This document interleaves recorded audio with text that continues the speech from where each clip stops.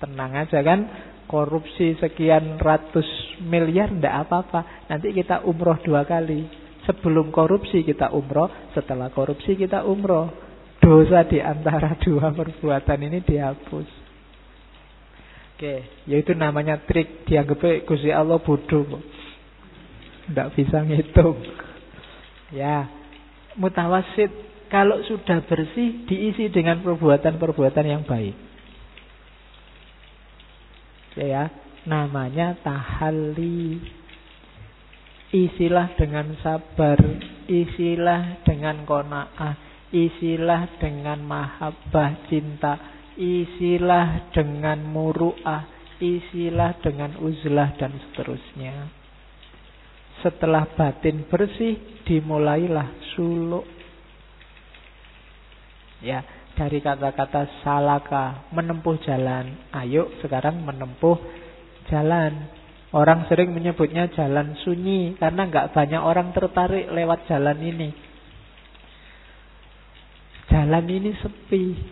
Orang lebih suka memanjakan hawa nafsunya. Maka levelnya mutawasid. Nanti ada level yang ketiga, namanya level muntaha, level puncak. Di dunia sufi kadang disebut level tajalli. Ketika orang nyampe level ini, dalam hidupnya sudah nggak ada apa-apa, nggak ada siapa-siapa selain Allah. Hanya tinggal Allah saja. Semua yang lain, baik dirinya sendiri ataupun dunia, ada di belakang. Tidak penting lagi. Itu level muntaha. Bukan berarti tidak butuh, terus tidak makan, tidak minum, tidak kawin. Tidak. Ya tetap makan, tetap minum, tetap kawin. Cuma kenikmatan dunia ini dalam rangka Allah. Demi tetap dekat sama Allah, demi tetap bisa ketemu sama Allah. Nah, itu orang di level muntaha. Nah, di level mubtadi'nya Syekh Muhammad Arsyad itulah yang saya sebut tadi. Nanti beliau berguru pada Syekh Muhammad bin Abdul Karim As-Sammani Al-Madani, karena tinggalnya beliau di Madinah, dari Torekot Samaniyah. Nanti ada narasi dari Syekh Abdus Somad Al-Falimbani. Jadi gurunya Syekh Abdul Karim Sammani ini menyuruh paling tidak 100 kitab harus dikhatamkan di level mubtadi. Ya. Nah, dia menunjukkan sarannya gurunya. Bagi orang-orang mubtadi, paling tidak kita di awal-awal bacalah risalah Qusairiyahnya Imam Qusairi atau Ihya Ulumuddinnya Ghazali. Begitu naik kelas, baca kitab Hizib. Saya bilang tadi Samaniyah ini mix antara Saziliyah, Kholwatiyah. Kitab-kitab Saziliyah kan dalam suluknya terkenal Hizib-Hizib. Dan Saziliyah kan dari Afrika Utara. Itu untuk level mutawassid. Kenapa suluk yang Hizib, doa-doa semacam ini di level mutawassid? Biar nggak salah guna. Tanpa melewati mubtadi, banyak orang yang shortcut langsung baca Hizib demi ini. Bacalah ini 40 kali, maka perempuan mana yang tidak akan nempel padamu. Akan sering-sering kayak gitu. Jadi tujuannya bisa jelek, bisa salah orientasi. Biar tidak salah orientasi, sebelum mengamalkan suluk, zikir, wirid yang macam-macam harus melalui makom mubtadi dulu, bersihkan batinnya dulu. Makanya belajar tasawuf jangan kesusu pingin sakti. Kamu yang mau incer kan selalu saktinya itu. Kita baca sekian ribu kali, maka apa yang kita inginkan, wah, wes. Kamu ke situ duluan yang kamu incer. Itu menunjukkan kamu loncat kelas. Bahaya bagi dirimu sendiri. Seandainya dapat, itu nanti jadi sumber kejatuhanmu, bukan sumber kenaikanmu. Jadi sumber kamu jatuh ke bawah karena kamu jadi sombong, merasa besar, merasa penting, merasa sakti dan lain sebagainya. Jadi laluilah step-stepnya dengan bagus biar gak tersesat. Baru setelah itu level muntaha, level tinggi. Di level ini boleh sekarang kita buka tasawuf-tasawuf falsafi, Ibnu Arabi, Rumi, dan kawan-kawan. Yang kemarin agak rumit, jelimet, itu levelnya muntaha. Jangan ujuk-ujuk wahdatul wujud, pusing kamu. Ayo. Saya sudah wahdatul wujud, Pak. Saya ini Allah, rusak dunianya. Pelan-pelan, jangan kesusu. Ketika kamu nyampe level muntaha, itu yang bergerak bukan lagi kalian, tapi Allah. Jadi makanya istilahnya al-halas itu kan hulul, dari kata dasar hala, menempat. Allah yang datang ke kita, bukan kita yang masuk ke dirinya Allah. Jadi seizin Allah, sesuai ridhonya Allah. Itu level muntaha. Cuma katanya Abdul Somad Walimbani, hati-hati bener di level ini. Jangan diajarkan sembarangan kayak Abdul Hamid Abulum tadi. Bukannya salah, cuma masyarakat yang tidak ngerti nanti shortcut ke situ. Beberapa aliran kebatinan ada yang langsung shortcut ke sana. Akhirnya kan mungkin kalian pernah dengar istilah ilmu hikmah. Ilmu hikmah itu definisinya geser, bukan kayak hikmahnya filsafat, tapi ilmu kesaktian, kedikjayaan, dibacok ndak mempan, ditembak meleset, kan gitu. Dan itu yang kamu kejar-kejar. Jadi orientasinya keliru, step-stepnya belum dilalui.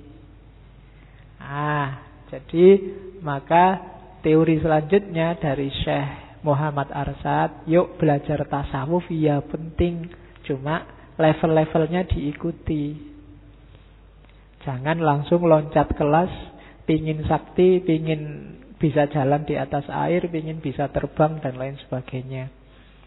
Itu kan makanya Abu Yazid Bustami pernah bilang, kalau cuma jalan di atas air dan tidak tenggelam, bebek juga bisa, ikan juga bisa. Kalau cuma bisa terbang, burung juga bisa. Apa istimewanya? Kan gitu. Tidak penting yang itu. Makanya dalam dunia tasawuf kan karomah itu ujian bagi seorang sufi. Kalau sudah dapat itu, mau ngapain? Kalau makomnya belum nyampe, levelnya belum nyampe, keistimewaan semacam ini justru menjatuhkan dan menjauhkan kita dari Allah. Jangan seneng-seneng kalau tiba-tiba kamu sakti. Saya ngomong itu loh Pak, kejadian beneran. Apa ndak sakti aku? Yo, wis sakti. Percaya toh kata-kataku. Wah, itu podo wae itu. Berarti levelmu belum nyampe ke sana. Kan kamu sering, Allah itu kelihatannya sayang banget ya padaku. Kan sering kalimat-kalimat kayak gitu. Merasa lebih tinggi dari yang lain, lebih dekat dari yang lain, dan lain jenisnya. Terus yang selanjutnya, sebelum masuk ke dunia tasawuf, ada tahapan mengenali diri. Ini nanti di Kanzul Ma'rifah. Itu yang saya bilang tadi, masih ada bau-bau wujudiyah. Syekh Muhammad Arsad termasuk bisa menerima teori Nur Muhammad. Saya tidak akan mengulang karena panjang penjelasannya. Silahkan direview, diulang lagi di Ibnu Arabi. Itu panjang lebar saya sudah jelaskan bagaimana posisi ontologis Nur Muhammad. Jadi ingatlah sumber esensial kita dari Nur Muhammad. Ini yang kalau orang Jawa menyebutnya teori kemarin di Sunan Kalijogo, sangkan paraning dumadi, asal usul kita. Jadi yang pertama, kenali diri kita, ingat-ingatlah asal usul kita. Di situ pakai istilah Nur Muhammad. Jadi orang untuk membersihkan diri biar tidak sombong, tidak tamak, tidak riak. Itu cara paling simpel. Kenali diri, kita itu dari mana, mau kemana, hidup di dunia ini hakikatnya apa. Itu yang pertama. Yang kedua, mati sebelum mati. Ini panjang, nanti di belakang banyak dijelaskan oleh Syekh Muhammad Arsyad. Jadi mutu qabla an tamutu, matilah sebelum mati. Nah, ini kadang-kadang ada yang menafsirkan vulgar. Dalam beberapa tradisi mistik, mati sebelum mati itu kemudian dipahami sebagai dikubur hidup-hidup. Namanya topo, pendem. Nah, ini sifatnya simbolik, nanti ada maknanya di belakang. Yang jelas bukan dikubur hidup-hidup kayak orangnya dipendem di dalam tanah begitu. Saya masih ingat dulu ada film Sunan Kalijogo. Itu Sunan Kalijogo dikubur hidup-hidup. Ya kalau untuk film sih dramatis, bagus. Coba untuk hidup sehari-hari jangan dijajal. Nanti kamu nggak bisa kembali dikubur beneran. Ya enak sih kalau nggak kembali, wong sudah dikubur, tinggal orang-orang pulang kan beres. Nggak, mati sebelum mati maknanya bukan itu. Nanti di belakang dijelaskan. Yang ketiga, ya fokuslah pada memfanakan diri dalam kudrat Allah, iradat Allah, dan ilmu Allah.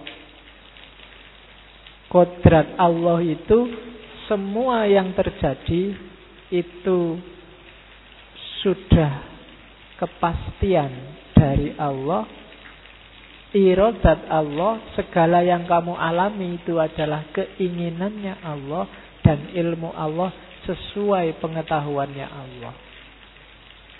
Jadi kita manusia itu tidak punya peran apa-apa. Itu namanya memfanakan diri. Kalau aku pinter, itu sudah kodratnya Allah, sesuai keinginannya Allah. Kalau aku sumpek juga sudah kodrat Allah, sesuai keinginan dan ilmunya Allah. Apapun yang terjadi padaku sudah kehendaknya Allah. Kalau kita bisa nyampe level ini, kita akan lebih cepat masuk ke makom fana. Kita itu tidak ada artinya apa-apa, tidak pantas sombong. Bahkan eksistensi kita hakikatnya juga tidak ada. Jadi fana fil kudrat, fana fil iradat, dan fana fi ilmillah. Jadi latihan dalam dunia sufi itu, pertama wawasan kita tentang sangkan paraning dumadi yang basisnya adalah Nur Muhammad. Kemudian melatih jiwa untuk bisa mati sebelum mati beneran. Dan yang ketiga, memfanakan diri, mengekang hawa nafsu, mengekang segala hasrat, keinginan, dan qanaah bahwa segala yang terjadi itu skenarionya Allah. Orang yang nyampe level ini tidak akan marah, tidak akan kecewa, tidak akan sumpek, galau, stres. Kalau kita masih bisa sumpek, galau, stres, komplain, mengeluh, kita pasti kita belum nyampe di sini. Dan kelihatannya kita semua juga belum nyampe. Ya. Jadi kita usahakan, tapi ya, meskipun hari ini saya bilang tadi, kita hidup di sekeliling orang-orang yang tiap hari marah, tiap hari komplain, tiap hari mengeluh, tiap hari tidak terima sama yang terjadi. Oke. Jadi kodrat, iradat, dan ilmu Allah. Terus dasar selanjutnya.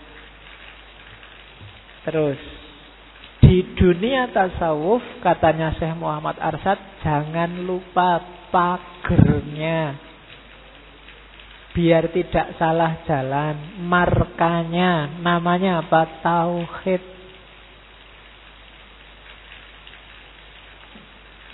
Tauhid itu kita sering mengartikannya dalam bahasa Indonesia mengesakan Allah. Mohon jangan keliru mengartikan esa ya. Banyak orang salah. Mengesakan itu mungkin apa? Kalau itu dari bahasa etat. Esa beda dengan eka. Kalau eka satu. Eka itu satu. Kalau esa itu semacam tunggal. Esa itu orientasinya ke keberadaan. Jadi bukan urusan jumlah. Kalau urusan jumlah 1, 2, 3 itu eka. Maka ketuhanan yang Maha Esa itu kalau diartikan letterlek itu percaya pada adanya Tuhan. Bukan satu. Kalau satu itu eka. Maka tidak ada hubungannya dengan apakah itu Trinitas terus Tuhannya 3 berarti bukan Pancasila. Awas keliru. Jadi Esa itu semacam tunggal. Atau kalau disimbolkan pakai komputer ya 1 sama 0. Esa itu 1, lawannya 0. Lawannya apa? Tidak percaya Tuhan. Jadi tidak ada hubungannya sama jumlah. Bukan kok ketuhanan yang Maha Esa itu berarti yang Tuhannya 1, yang Tuhannya banyak itu bukan ketuhanan yang Maha Esa. Tidak berkonotasi ke situ. Kecuali pakai kata-kata eka. Kalau eka 1 memang ketuhanan yang Maha Eka. Ayo kita ganti gitu nggak apa-apa. Maha 1. Tapi enggak. Makanya pakai istilah esa. Oke. Jadi yang Trinitas seandainya punya Tuhan 3 sekalipun tidak masalah. Tetap dia percaya adanya Tuhan. Jadi orang Indonesia wajib bertuhan. Ya mungkin boleh kamu diskusikan. Kalau mempertuhankan harta gimana Pak? Mempertuhankan jabatan gimana Pak? Ya tidak apa-apa itu. Berarti tergolong Pancasilais. Ya. Oke. Ya bisa kamu gali. Kenapa istilahnya kok bukan Tuhan yang Maha Esa tapi ketuhanan? Kalau ketuhanan itu cuma diambil sifatnya loh. Bukan sosoknya. Wah itu diskusinya panjang lagi. Nanti lama-lama kamu kayak Habib Rizik, ganti aja Pancasila. Pindah Indonesia. Oke, terus. Jadi pagernya tasawuf, pagernya suluk kita adalah tauhid. Tauhid itu ya rumusnya simple. La ilaha illallah. Cuma itu. Dikatakan gampang, tapi dipraktekkan tidak simpel. Jadi dalam hidup kita orang bertauhid itu prinsipnya cuma la ilaha illallah. Segalanya nggak ada artinya, nggak ada nilainya, nggak penting. Satu-satunya yang penting hanya Allah. Tidak boleh ada yang kita posisikan di level Allah. Kalau kita posisikan di sana, kalau dalam agama menyebutnya musyrik. Jadi pedomannya cuma ini. Ajaran apapun, ideologi apapun, kalau kamu posisikan sebagai pasti mutlak bahkan mengalahkan Allah atau posisinya setara dengan Allah, itu namanya syirik. Tidak boleh. Termasuk nanti kalau dalam sufi, jangan sampai mungkin kamu punya guru, guru itu mengantarkanmu pada Allah. Levelnya tidak sama dengan Allah. Ajaran juga begitu, harus membantu kita semakin dekat pada Allah. Ilmu juga begitu, harus membantu kita semakin dekat sama Allah. Makanya sering saya bilang, suksesnya ngaji ini parameternya simple. Dengan ngaji ini kamu merasa makin dekat sama Allah apa enggak? Kalau enggak, Pak, gara-gara ngaji filsafat itu sekarang saya semakin tidak percaya sama Allah. Ngaji ini gagal. Wong tujuannya enggak itu sebenarnya. Segala yang bikin kamu menyimpulkan begitu, berarti dia nabrak prinsip ini. Coba kamu evaluasi lagi. Segala yang bikin kamu lebih santai melanggar keinginannya Allah, berarti semakin menjauhkanmu dari Allah. Semakin keluar dari koridor yang namanya tauhid. Jadi pagernya ini. Di tauhid saya sering bilang levelnya cuma 2, Khalik sama makhluk. Khaliknya cuma satu, Allah. Berarti selain itu semuanya makhluk. Tidak boleh ada yang diposisikan di level Khalik. Apapun itu. Apakah itu tokoh, apakah itu ajaran, aliran, garis. Sekarang garis itu kan masuk istilah baru. Selevel dengan mazhab, selevel dengan ideologi, selevel dengan itu. Ada Islam garis keras, ada Islam garis bengkok, ada Islam garis ya. Jadi sekarang ada istilah baru, garis. Saya tidak tahu ngaji filsafat ini garisnya apa. Ya, kamu bikin garis sendiri ya. Garis kotak-kotak apa garis bulat-bulat. Diingat-ingat, apapun yang dilakukan pagernya hanya tauhid. Jangan lupa, segala sesuatu levelnya enggak boleh ada di Allah, tapi harus bisa mengantarkanmu selangkah lebih dekat dengan Allah. Dengan ngaji saya merasa lebih dekat dengan Allah. Dengan kuliah saya merasa lebih dekat dengan Allah. Dengan pacaran, yo pacaran yang Islami lah, tidak apa-apa. Kalau mau pegang tangannya, Bismillahirrahmanirrahim. Kalau sudah, Alhamdulillahirabbil alamin. Oke. Terus rumusnya ini, kalau katanya Syekh Arsyad, biar kita enggak ketipu, sering-seringlah mewiridkan kalimat ini. La qadirun wala muridun wala alimun wala hayyun wala sami'un wala basirun wala mutakallimun illallah. Tidak ada yang kuasa, tidak ada yang menghendaki, tidak ada yang maha tahu, tidak ada bahkan yang hidup, yang mendengar, yang melihat, yang bicara. Semuanya hanya Allah. Mengalami apapun, kamu sedang sumpek, la qadirun wala muridun wala alimun wala hayyun wala sami'un wala basirun wala mutakallimun illallah. Barcelona kalah, la qadirun wala muridun wala alimun, kan gitu.